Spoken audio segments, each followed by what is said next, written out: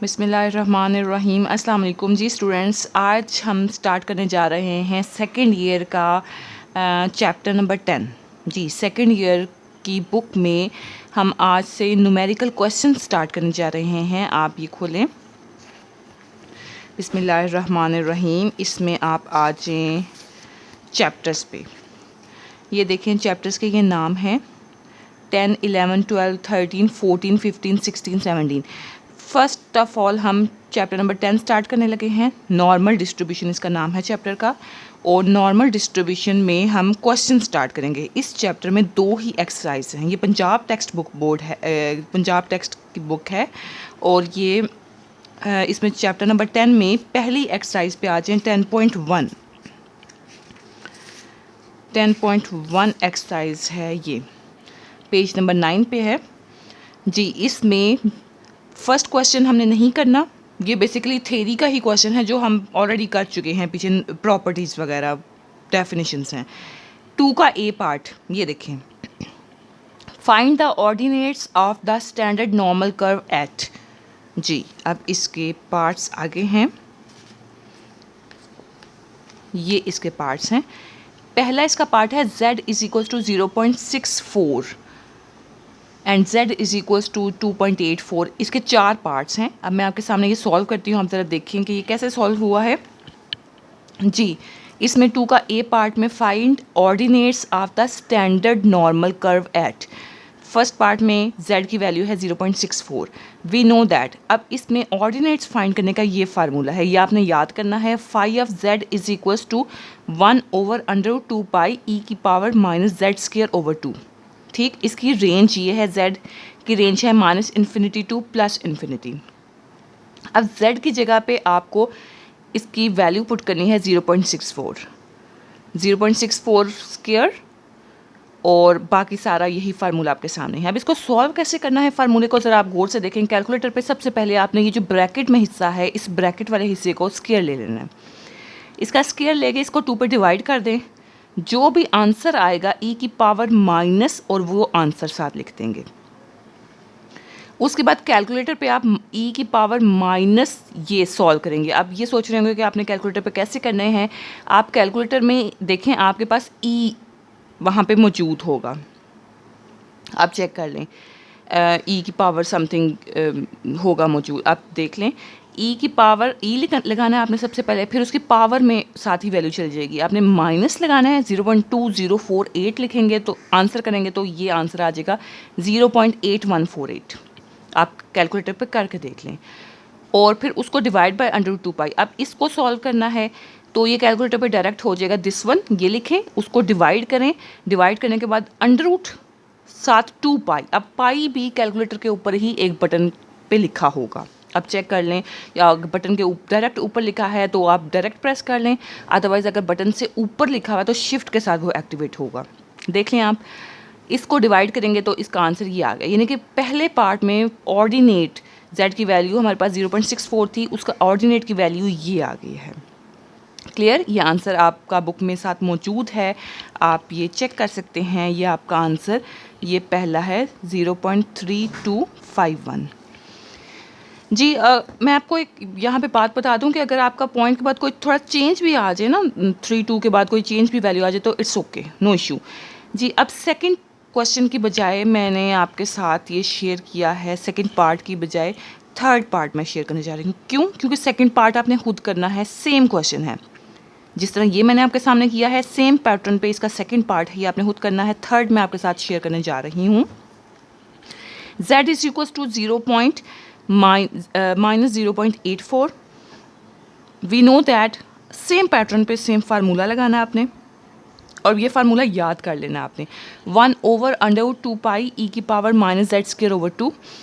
z की जगह पे आप ये वैल्यू यहाँ पुट करें तो इसका स्क्वायर। अब कैसे इसको सॉल्व करना है देखें, पहले यहाँ पे अंदर ब्रैकेट के अंदर माइनस नहीं था पिछले पार्ट में, अभी ब्रैकेट के अंदर माइनस आ रहा है तो क्या कुछ भी डिफरेंट नहीं है।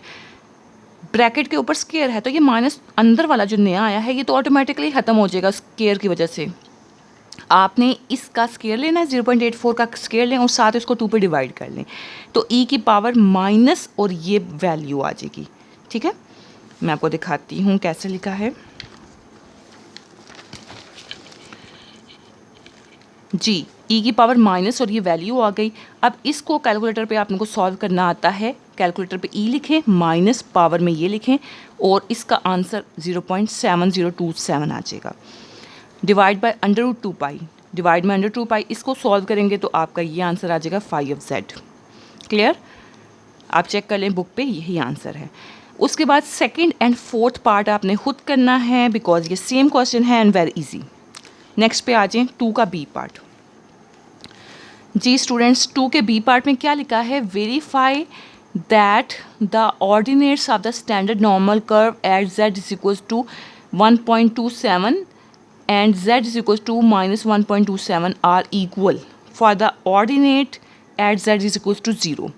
जी, अब इसमें z, वो कह रहे हैं कि z की अगर वैल्यू 1.27 निकाली जाए और -1.27, तो बताएं कि वो उनके ऑर्डिनेट के आंसर इक्वल आ रहे हैं। एक तो ये शो करवाना है, दूसरा z इज इक्वल्स टू 0 रख के इसका आंसर निकालना है। तो देखें ये पहले दो, इसका और इसका, इन दोनों का तो देखें सेम आंसर आया हुआ है। हम भी अभी प्रूव कर देंगे करेंगे। और z इक्वल्स टू 0 का ये आंसर आया है, अभी आपके सामने शो करते हैं। जी, ये इस क्वेश्चन में वेरीफाई करना है that phi of this one equal should equals to phi of this one, यानी कि यहाँ पे प्लस है, यहाँ पे माइनस है। करके देख लेते हैं। लेट कंसीडर, अब पहले आप इसको कंसीडर करें। ये लिखा, इसका फार्मूला लगाया सेम पैटर्न पर जिस तरह हमने पीछे किया है। z की जगह पे -1.27 लिखा। अब इसको कैलकुलेटर पे सॉल्व कैसे करना है? इसका स्क्वायर लेंगे, 2 पे डिवाइड करेंगे, यहाँ पे लिख लेंगे e की पावर माइनस दिस वन। इसको सॉल्व किया, ऊपर लिख लिया, ठीक है, और डिवाइड बाय √2π। इसको सॉल्व किया तो हमारे पास ये आंसर आ गया 1.27 का। क्लियर? ये तो हमारे पास आंसर आ गया। और ये किस तरीके से किया है ये आपको कैलकुलेटर पे अभी मैंने पिछले क्वेश्चन में बताया है। आपने इनको डिवाइड करना है √2π पे, पाई भी मौजूद होता है कैलकुलेटर पे। उसके बाद ये तो पहले वाला इसका हमने निकाल लिया। अब हम इसको यूज़ करेंगे और देखेंगे कि इन दोनों का रिज़ल्ट आपस में मैच कर रहा है। जी, ये यहाँ पे माइनस आ गया। अब देखें, पहले भी मैंने आपको बताया ब्रैकेट के अंदर माइनस से कोई फ़र्क ही नहीं पड़ता कि ऊपर स्केयर है तो उसने उसको स्केयर कर देना है माइनस को। ये पूरा का पूरा इसका स्केयर लिया, उसको 2 पे डिवाइड किया, ये आंसर आ गया e की power minus this one. Calculator इस पूरे को सॉल्व किया, दिस वन दैट वन इस डिवाइड इसको किया और हमारे पास आंसर सेम आ गया 0.1781, जो कि सो वेरीफाइड ये दोनों आपस में इक्वल आ गए। आल्सो फाइंड फाई ऑफ 0, और फाई ऑफ 0 भी फाइंड करना है। So phi of 0 is equals to 1/√2π e की पावर -0 स्क्वायर ओवर 2, 1/√2π e की पावर 0, 1/√2π। अब आपने इसको सॉल्व करना है कैलकुलेटर पे। 1 लिखें, डिवाइड लिखें, फिर अंडर रूट का बटन होगा अंडर रूट लिखें, 2 साथ पाई का भी बटन होगा, पाई प्रेस करें, इक्वल कर दें तो आपके पास ये आंसर आ जाएगा। आप बुक से मैच कर लें, आंसर सेम है। नेक्स्ट क्वेश्चन पे आ जाएं। क्वेश्चन नंबर 3 का ए पार्ट लिखा है if the random variable z has the standard normal distribution find, ये फाइंड करना है 1 2 3 4 5 6। जी, अब ये 3 क्वेश्चन स्टार्ट करने से पहले मैं आपके सामने एक थ्योरम या कह लें फार्मूलाज शेयर करने जा रही हूँ। 5 फार्मूलाज हैं एंड मोस्ट इंपॉर्टेंट फार्मूलाज। उन फार्मूलाज को किए बगैर हम ये क्वेश्चन स्टार्ट नहीं कर सकते। जी, आ जाएं फार्मूलाज पे। थ्योरम है कि इसका पहला है, अगर हमारे पास इसको पढ़ने का क्या तरीका है, probability of z less than or equals to a हो तो ये किसके बराबर होगा? Is equals to phi of a। Less है ना, लेस साइन अगर हो तो इसको हम फाई ऑफ a कहेंगे। इधर अगर ग्रेटर साइन आ जाए, probability of z greater than or equals to a, तो ये किसके बराबर होगा? 1 minus phi of a, that is equals to phi of minus a। Greater में हमने इधर माइनस का साइन लगा देना, ये आप याद रखें। लेस में फाई ऑफ ए है तो ग्रेटर में फाई ऑफ माइनस ए, ये याद करने का तरीका है। या अगर आप फाई ऑफ माइनस ए नहीं करना चाहते तो आपने 1 माइनस फाई ऑफ ए लिखना है। इन दोनों में से आप कोई भी यूज़ कर सकते हैं। अगर दोनों तरफ ए बी हों, probability of z greater than or equals to A and less than equals to B, तो इसका फार्मूला क्या होगा? Phi of B minus phi of A. जी, next probability of z mod less than or equals to A जी, probability of z mod less than or equals to a, ये किसके बराबर होगा, इज इक्वल्स टू, इसका formula है 2 phi of a minus 1, ठीक है। यानी कि z मॉड जब आ जाए और लेस हो तो 2 फाई ऑफ a माइनस 1, और z मॉड हो और greater than or equals to हो तो उसमें 2 फाई ऑफ माइनस a। अब ये 5 फार्मूलाज आप याद कर लें पहले नंबर पे, तो आप लिख लें, नोट डाउन करें और इनको याद करें, इनके बगैर हम क्वेश्चन नहीं स्टार्ट कर सकते। जी, अब 3 के a पार्ट पे आ जाएं। ये क्वेश्चन है probability of z less than 1.46, as we know that probability of z, अब हमें पता है लेस के लिए क्या फार्मूला हमने अभी याद किया है, लेस के लिए हम फाई ऑफ a याद करते हैं, लिखा है हमने probability of z less than equals to a is equals to phi of a। तो इस फार्मूले क्वेश्चन के अकॉर्डिंग इसमें a की जगह पे क्या वैल्यू है 1.46, तो फाई ऑफ 1.46। अब इसको आपने टेबल नंबर 9 में देखना है।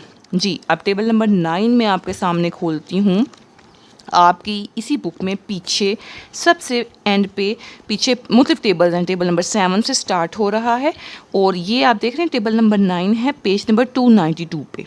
आप खोलें पेज नंबर 292 पेज और टेबल नंबर 9 खोल लें। अब इसको देखने का क्या तरीका है, देखें ऊपर ये कुछ कॉलम में वैल्यूज़ लिखी हैं और कुछ ये रोज़ में वैल्यूज़ लिखी हैं। तो हमें यहाँ पे क्या चाहिए, हमें यहाँ पे चेक करना है 1.4 को 6 में देखना है, ठीक है। देखने का ये तरीका होता है 1.4 को 6 में देखना है। तो यहाँ पे देखें ये सारी माइनस में वैल्यूज़ हैं, माइनस में, लेकिन हमें प्लस में चाहिए 1.4। नेक्स्ट पेज पे देख लेते हैं, नेक्स्ट पेज पे देखें, इसमें ये भी माइनस में वैल्यूज़ हैं, माइनस में हैं, माइनस में हैं, ये प्लस में शुरू हो गया है। तो हमें 1.4 ढूंढना है, 1.4 ये है, ठीक है। 1.4 को हमने 6 में देखना है। अब ऊपर से यहाँ से जाके कॉलम में 6 ढूंढें, कॉलम में 6 की तरह ये है, इसमें डाउन साइड पे आए इसी कॉलम में और इधर से किसके सामने था 1.4 के सामने। 1.4 को 6 में देखा तो हमारे पास ये आंसर आ गया 0.92785, ये 0.92785, ठीक। और यही आंसर है, आप चेक कर लें, ये 0.92785।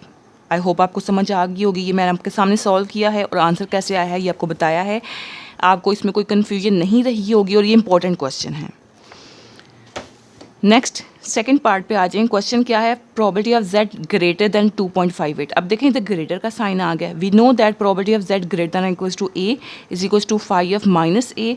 सो probability of z greater than 2.58 is equals to phi of minus 2.58। और इसको टेबल नंबर 9 में आपने देखा तो अब देखें इसमें ग्रेटर था तो माइनस आ गया, माइनस, तो इसके साथ भी माइनस आ गया। अब इसको टेबल नंबर 9 में कैसे देंगे, माइनस 2.5 को 8 में। अब मैं आपके सामने दोबारा से टेबल में देखती हूँ वैल्यू ताकि आपको क्लियर हो जाए। माइनस 2.5 को 8 में देखना है, तो ये माइनस ये माइनस 2.5 है और इसको ऊपर से अगर हम कॉलम से 8 में देखें, इसमें 8 में, तो इसकी वैल्यू क्या है, ये माइनस 2.5 को 8 में देखा तो 0.00494, ये देखें 0.00494 और यही आंसर आप चेक कर लें। जी थर्ड पे आ जाएं। Probability of z less then 1.48। अब देखें लेस है तो लेस के लिए आपको पता है क्या फार्मूला है, फाई ऑफ a। और चूंकि यहाँ पे ऑलरेडी माइनस लगा हुआ था लेकिन यहाँ पे तो इधर एक्स्ट्रा फार्मूले में माइनस नहीं है, तो ये ऑलरेडी जो लगा हुआ था वही एज इट इज़ उठा के लिख लिया। अब इसको टेबल में कैसे देखेंगे, टेबल नंबर 9 में माइनस 1.4 को 8 में देखेंगे। अब आप खुद चेक करें, आपका आंसर मैच हो जाएगा। चौथे पे आ जाएं। Probability of z greater then 1.96, ये फाइंड करना है। वी नो दैट फार्मूला है probability of z greater then a और फाई ऑफ माइनस a। अब a की जगह पे माइनस 1.96 और चूंकि ये ग्रेटर है ना, ग्रेटर आ गया, तो ग्रेटर में आपको पता है फार्मूले में माइनस है, तो ये माइनस वैल्यू का माइनस और फार्मूले का माइनस, माइनस माइनस हो गए प्लस, यहाँ पे प्लस आ गया 1.96। इसको जाके टेबल में देखेंगे तो 1.9 को 6 में देखना है। आप चेक कर लें 9 टेबल में, ये आपका आंसर आ जाएगा। नेक्स्ट जी स्टूडेंट्स 5वें क्वेश्चन पे आ जाएं। इसमें देखें यहाँ पे दो वैल्यूज़ हैं, probability of z greater than 0.56, इसको पढ़ने का ये तरीका होता है probability of z greater than 0.56 and less than 1.99। We know that इसको हमने ऐसे सॉल्व करना है probability of z greater than equals to a and less than equals to b, phi of b minus phi of a। So अब यहाँ पे a की value b की वैल्यू पुट कर ली और इसका फार्मूला अप्लाई कर दिया phi of b minus phi of a, यानी कि ये b की वैल्यू ना b को पहले लिख लें और a को बाद में लिख लें। इसको भी टेबल 9 में देख लें, इसको भी टेबल नंबर 9 में देख लें। कैसे देखना है? 1.9 को 9 में जाके देखें, ये आंसर आ जाएगा। 0.5 को 6 में जाकर देखें, ये आंसर आ जाएगा। आई होप अब आपको टेबल में देखना आ गया होगा, टेबल नंबर 9 में कोई कन्फ्यूजन नहीं होगी। ये आप यहाँ पे लिख लें, ये आंसर है। उसके बाद ये क्वेश्चन आपने खुद करना है, डू योर सेल्फ। ये सेम क्वेश्चन है कि इधर ये ए है और ये बी है, तो phi of B minus phi of A. ठीक है, अब आपने ये क्वेश्चन खुद करना है। इसका पार्ट है 3 का बी पार्ट पे आ जाएं, वेरीफाई करना है कि this one is equals to this one. तो हम कर लेते हैं, ये लेस है ना, लेस में आपको पता है कि phi of A as it is आ जाएगा दिस वन, और ग्रेटर में आपको पता है साथ माइनस आ जाएगा, इसके साथ माइनस। अब इसको भी टेबल से देख लें, इसका ये आंसर है, इसको भी टेबल से देख लें, इसका ये आंसर, यानी कि दोनों आपस में इक्वल प्रूव हो गए हैं और यही हमें इसमें प्रूव करना था। सेकंड पार्ट में भी यही प्रूव करना है, एक में लेस का साइन है, एक में ग्रेटर। लेस की वजह से आपको पता है डायरेक्ट ये एक आ जाएगा, ग्रेटर में आपको पता है फार्मूले में माइनस होता है और वैल्यू के साथ भी माइनस था। ये फार्मूले का माइनस और ये वैल्यू का माइनस, दोनों होके प्लस हो गए, माइनस माइनस।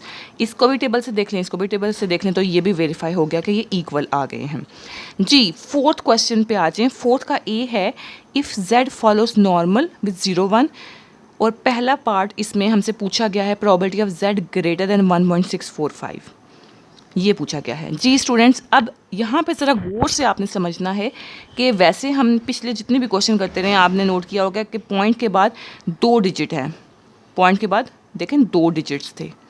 अब इस क्वेश्चन में पॉइंट के बाद 1 2 3 डिजिट हैं, तो हम टेबल नंबर 9 में पॉइंट के बाद 3 डिजिट नहीं देख सकते। ये भी बात आप गौर कर लें, नोट करें कि पॉइंट के बाद हम 3 डिजिट को टेबल नंबर 9 में नहीं चेक कर सकते, तो हमें इसको 2 में कन्वर्ट करना है। अब 2 में कन्वर्ट करने के 2 मेथड हैं। एक मेथड मैं आपके सामने करती हूँ, ये लंबा चौड़ा मेथड है, यहाँ से लेके यहाँ तक। हो सकता है कि आपको ये डिफ़िकल्ट भी लगे, लेकिन है आपके साथ मैं शेयर करती हूँ। उसके बाद फिर सेकंड मेथड पे बात करेंगे। फर्स्ट मेथड ज़रा गौर से समझें कि आपने ये फाइंड करना है, ये लिखा। अब चूँकि ग्रेटर है ना, तो ग्रेटर का क्या फार्मूला था? Phi of A, phi of minus A, phi लिखा माइनस और ये लिख लिया। या इसका दूसरा फार्मूला ये भी था कि 1 माइनस फाई ऑफ ए, ये लिख लिया, इसको 1 कह लें। अब इसको कंसीडर कर लें, दिस वन, इसको कंसीडर कर लिया। अब इसको थोड़ा हमने स्प्लिट करना है। ठीक है, कैसे स्प्लिट करना है? पहले फाई ऑफ 1.65 लिखना है, यानी 4 लिखना है। फाई ऑफ 1.64, यानी कि तरतीब से जो ये होगा इसको हमने लिख लेना है, एक को छोड़ के। ठीक, उसमें अब प्लस क्या करना है, ये ज़रा गौर से देखें। एक दफ़ा ये पूरी वैल्यू लिखनी है, ऊपर माइनस करना है जो हमने एक स्प्लिट करके लिखा हुआ है, इसको दिस वन, यानी कि 5 को एक्सक्लूड करते हैं, ये लिखें। फिर यहाँ पे क्या लिखना है? यहाँ पे हमने राउंड ऑफ करके लिखना है। इसी को अगर मैं राउंड ऑफ करूँ तो ये क्या बन जाएगा? 1.65 बन जाएगा। ये नहीं कि इधर 5 है तो मैंने यहाँ पे 5 लिखा दिया, नहीं। यहाँ पे कोई भी वैल्यू होती, 8 होता, 6 होता, कुछ भी होता, मैंने इसको 5 ही करना था, राउंड ऑफ कर रही हूँ ना। तो एक दफ़ा तो ये फुल वैल्यू लिखी, एक दफ़ा राउंड ऑफ करके लिखी, और माइनस माइनस ये वही वैल्यू जो रिड्यूस हमने की है यहाँ तक, जो हमारे पास टेबल में देखने वाली वैल्यू है। और देखें इनके साथ 5 नहीं लिखा, सिर्फ इसके साथ 5 लिखा है। ये बस एक वैल्यू होगी। इसके साथ ब्रैकेट में क्या लिखना है? फाई ऑफ जी, इसके साथ ब्रैकेट में आपने मल्टीप्लाई क्या करना है, ये वाला जो है ना, ये वाला, इसको बाद में लिखना है और इससे पहले क्या लिखना है? राउंड ऑफ वाला। फाई ऑफ 1.65, ये राउंड ऑफ वाला, या कह लें कि नीचे जो ये सारा कुछ है ना, वही आपने फाई के साथ लिख देना है। मैं एक बार फिर से रिपीट कर देती हूँ। पहला आपने जस्ट इतना लिखना है, फिर इसमें प्लस क्या करना है? 1.645 माइनस 1.64, डिवाइड बाय 1.65 माइनस 1.64 और इसी नीचे वाले को 5 के साथ लिख लिया। अब जिस चीज़ के साथ 5 लिखा है उसको टेबल से देखें जाके, इसको देखना है, इसको देखना है, इसको देखना है, टेबल नंबर 9 से। और ये तो आपको पता है 5 के बगैर है, इसको जस्ट सॉल्व करना है। ऊपर वाले दोनों को सॉल्व कर लें, नीचे वाले दोनों को माइनस करके लिख लें, डिवाइड करें, ये लिख लें। और ये माइनस है दोनों को, इनको माइनस करें, इसको इससे मल्टीप्लाई करें और एंड में याद रखें प्लस हमेशा एंड पे करते हैं। इस पूरे को सॉल्व करके जो भी आंसर आएगा उसको इसमें प्लस करें तो ये आ जाएगा। Then put in 1। फिर अब ये जो इक्वेशन हमने स्टार्ट में सेलेक्ट की थी ये, इसमें जाके आपने पुट कर देना है 1 माइनस करके, तो ये आपका फाइनल आंसर आ गया। ठीक है जी स्टूडेंट्स, ये था आपका मेथड नंबर 1। अब ज़रा मेथड नंबर 2 पे आ जाएं, सेकंड मेथड पे। वो थोड़ा सा इजी है, कह लें कि सही मेथड वैसे यही है फर्स्ट मेथड। सेकंड वाला कह लें कि हमने खुद से अपनी आसानी के लिए जनरेट किया है, क्योंकि ये बहुत कोई इंपॉर्टेंट क्वेश्चन है, सच पेपर के पॉइंट ऑफ व्यू से नहीं है कि आपने फर्स्ट मेथड ज़रूर करना है। सेकंड मेथड देखें क्या है, probability of z greater then 1.645 है, तो इसमें आप खुद ही राउंड ऑफ कर लें बस, यानी कि यहाँ पे तीसरा डिजिट आप इग्नोर करें। अगर यहाँ पे कुछ भी होता 5 के आगे 6, 7, 8, 9 कुछ भी होता तो इसको हम राउंड ऑफ कर लेते। 4 को हमने 5 लिख लिया, ये नहीं कि इधर 5 है तो इसलिए 4 को 5 लिखा, 4 को 5 ही लिखना था राउंड ऑफ करके, 5 लिखा। इसको जाके इसका अप्लाई किया टेबल में फार्मूला, 5 माइनस a हो गया। इसको जाके टेबल में देखेंगे तो ये हमारे पास आंसर आ गया। ये था सेकंड मेथड, यानी कि बस हमने राउंड ऑफ कर लिया। फर्स्ट मेथड में तो हमने प्रॉपर तरीके से उसको सॉल्व किया ना, और इसका आंसर भी देखें सेम ही आया, इसलिए आप बेशक यही कर लें, कोई बहुत ज़रूरी नहीं। जो करना चाहता है ना, जिसको शौक़ है कि वो प्रॉपर तरीके से जो है एक्चुअल मेथड उससे करे तो वो कर ले बेशक। जिसको बस ये आंसर भी बल्कि सेम है। खैर आप देख लें। अब सेकेंड पार्ट पे आ जाएँ, probability of z less than minus 1.645। इस पे आपने फार्मूला अप्लाई करना है। लेस पे क्या फार्मूला होता है, फाई ऑफ ए। ये ए का फार्मूला अप्लाई किया, इसको टेबल से वैल्यू देखी तो ये आंसर आ गया। अब देखें इसको मैंने खुद ही राउंड ऑफ कर लिया, 4 5 था ना तो मैंने इसको 5 कर लिया। इसको भी खुद से राउंड ऑफ करना है, 282 है, 282 तो इसको 28 मैंने कर दिया, क्योंकि ये वैल्यू थर्ड वाली वैल्यू बड़ी नहीं है ना, 5 या 5 या 5 से बड़ी हो तो तब हम इसको बढ़ाते हैं, अदरवाइज़ हम इसको इंक्रीज़ नहीं करते। ये देखें कर लिया राउंड ऑफ, इसको जाके टेबल में देखें। उसके बाद चौथा और पांचवा सेम क्वेश्चन है, या चौथा क्वेश्चन सेम है, ये आपने खुद करना है। पांचवा क्वेश्चन देखें, probability of z greater than 2.576 था तो इसको राउंड ऑफ किया तो वो ये बन गया। इसको आपने सेम पैटर्न पे सॉल्व करना है। नेक्स्ट 6 7 8 सेम क्वेश्चन है, ये आपने खुद करने हैं। बी पे आ जाए, फोर्थ का बी क्वेश्चन है। First part, probability of z mod less than 1 is equal to question mark, ये हमें फाइंड करना है। एज वी नो दैट, अब देखें ये मॉड वाले क्वेश्चंस आ गए। As we know that, mod का क्या फार्मूला हमने याद किया था, probability of z mod less than equals to a is equals to phi of a minus 1। अब आपने इसको कंसिडर करना है, इस वाले को इसको कंसिडर करें और इस पे ये फार्मूला अप्लाई करें, 2 phi of a minus 1, a की जगह पे 1 लिख दें और माइनस 1। अब इसको आपने टेबल नंबर 9 में देखना है। इसको टेबल नंबर 9 में देखेंगे कैसे, आप कहेंगे फाई ऑफ 1 को कैसे टेबल नंबर 9 में देखना है।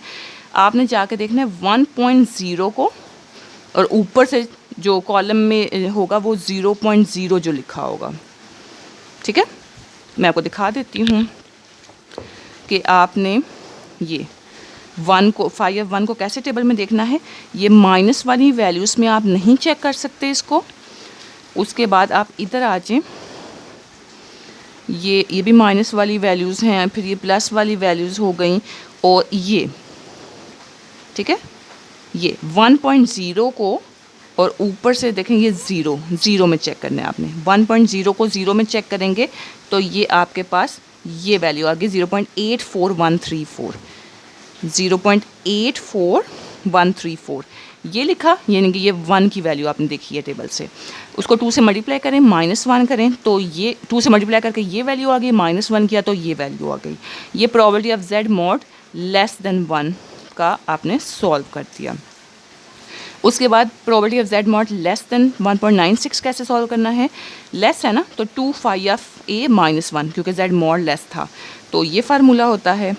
ये इसको जाके आपने टेबल नंबर 9 में देखना है, 1.9 को 6 में, ये वैल्यू उसको 2 से मल्टीप्लाई करें, -1 करें तो ये फाइनल आंसर आ गया। उसके बाद नेक्स्ट आप आ जाएँ इसके थर्ड पार्ट पे, probability of z mod less than 3 2, इसमें देखें लेस का साइन है ना, तो 2 5 ऑफ a -1, ए की जगह पे 3 लिख दें। अब 3 को 5 ऑफ 3 को टेबल में कैसे देखना है जी, ये दोबारा से वही आ गया, 3.0 को आपने फिर 0 में देखना है, जाके ऊपर 0.00 में, ठीक है। तो यहाँ पे जो वैल्यू होगी ना टेबल नंबर 9 में, वो आपके पास 3 का आंसर होगा, 3 के टेबल का आंसर होगा। ये इसको जाकर 2 से मल्टीप्लाई करें, -1 करें तो ये आंसर आ जाएगा। चौथा पार्ट सेम, ग्रेटर है ना, तो ग्रेटर में आपको पता है कि इसका क्या फार्मूला है, z मॉड का ग्रेटर का फार्मूला क्या है, 2 5 ऑफ -a, 2 5 ऑफ -a। उसके बाद आपने पाँचवा करना है, ये भी सेम क्वेश्चन है।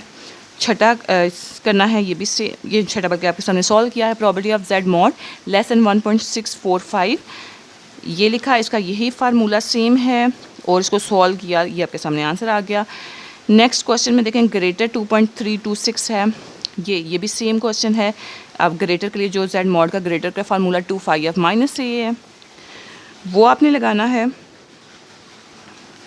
जी, ये वाला मैं आपको फार्मूला दिखा देती हूँ, 2 5 ऑफ -a, ये फार्मूला लगाना है और आपका सॉल्व हो जाएगा इंशाल्लाह जी। लास्ट इसका ये वाला पार्ट है, ये थोड़ा सा डिफरेंट नज़र आ रहा है, और के साथ लिखा हुआ है, probability of z less than -1.97 और z ग्रेटर दैन 2.5। अब देखें और का वर्ड है ना, तो प्रोबेबिलिटी में r को हम प्लस कहते हैं, प्लस कर लें, इसको सेपरेट कर लें, इसको सेपरेट कर लें प्रोबेबिलिटी के साथ, दोनों को सेपरेट सेपरेट सॉल्व कर लें। लेस है तो 5 ऑफ a, ग्रेटर है तो 5 ऑफ -a, इसकी वैल्यू लिख ली, इसकी वैल्यू माइनस के साथ लिख ली। इसको टेबल से कैसे देंगे, देखेंगे -1.9 को 7 से, -2.5 को 0 में देख लें, क्योंकि इसके आगे अगला डिजिट नहीं है ना, पॉइंट के बाद 2 डिजिट होने चाहिए, अगला नहीं है तो उसको फिर 0 में चेक कर लें, उसको 0 कंसीडर कर लें। ये वैल्यूज़ हैं, इनको प्लस करेंगे, ये आंसर आ जाएगा। फोर्थ का सी पार्ट है, शो दैट फर्स्ट है probability of z greater than -1.96 को और लेस दैन 1.96 बराबर होना चाहिए 0.95 के। लेफ्ट हैंड साइड कंसीडर करें, उसमें बराबर कर लें 5 of b minus 5 of a, 5 of b की ये वैल्यू, a की ये वैल्यू, दोनों को टेबल से देखें तो आपका ये आंसर आ जाएगा, जो कि बराबर है राइट हैंड साइड के, ठीक है। इसका सेकंड पार्ट आपने खुद करना है, ये देखें ये सेम क्वेश्चन है, इसमें कोई चेंज नहीं है, ये आपने खुद करना है। इसके अलावा चेक कर लेते हैं जी, यहाँ तक आज के लिए फोर्थ के सी तक इनफ है। इंशाल्लाह नेक्स्ट वीडियो में हमारी ये एक्सरसाइज ख़त्म हो जाएगी। थैंक यू सो मच, अल्लाह हाफिज़।